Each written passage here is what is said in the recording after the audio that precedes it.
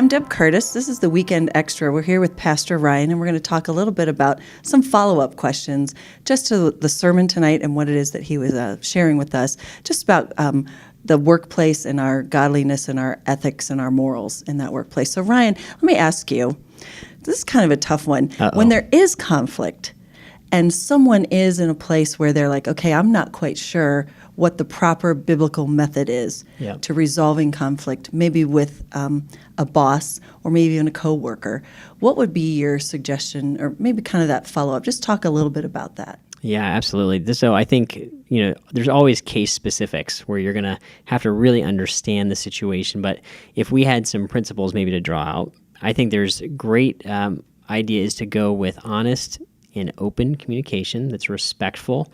Like, we have a great rule of thumb. If we ever have conflict, even amongst our team, that we can always have a conversation privately, respectfully. Like, we can say anything to each other as long as it's private and respectful, and the point or the heart of it is to make peace. Mm-hmm. Right? You can kind of work that through. Yeah, it's a bad idea then to talk about this conflict with all the other people in the office. Absolutely, with any other people in the office, right? I want to go directly to the person that I have the conflict with and think about how you want to be interacted with. So I don't want to do that in front of 5 other people, right? I don't want to do that in a mean or kind of a belittling way. I want to make sure I show respect.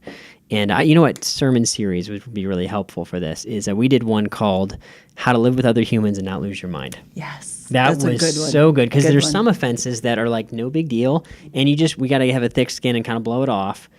There's some that are like, really, this is a big deal and it needs to be worked through. And then we called there was one called life-altering offenses. Like, when you're really hurt by someone, how do you deal with that? So if you have an issue like that, I would say that sermon series would be super duper helpful to dive into a little bit more. Right? Because they're all case by case.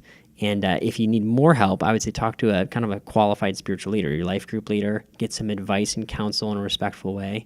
But going one-on-one, you're probably going to have a safe bet that way. Yeah, if there's one thing you think would kind of wrap up this sermon that you just kind of touched on tonight that maybe you'd like to get into a little bit deeper, but maybe that's like for another conversation another day. What do you think would be like your one touch point? Yeah, I think the how-to of driving this in, because we've talked about kind of these 5 concepts, right? It's very much 5 principles or concepts, but the actual getting this stuff into life, I think, takes a lot of time. Like, I see this impacting me in very personal ways. The way that I fight distraction, I'm like, I want to have all my effort go into this, Even working on this message has caused me to say, you know what, I need to work harder at fighting the distractions, putting them off, and giving my all to my work. And for me, at least, a distraction is a major draw away from kind of work ethic and doing what I want God, right? What God's calling me to do. And so I think the practical side of getting it in all the way, like maybe we just post that up, right, in my workspace, those 5 words, and start to get that stuff down in me deeper. I think it's stuff that changes us over time. That is a great suggestion. Just posting those in your workplace, I think, would be one of those things that would just be that constant reminder, kind of like those frontlets, that you're kind of keeping between your eyes, something that keeps your focus there. So that's great. Thanks so much. This has been Weekend Extra with Pastor Ryan. Thanks so much. We'll see you next week.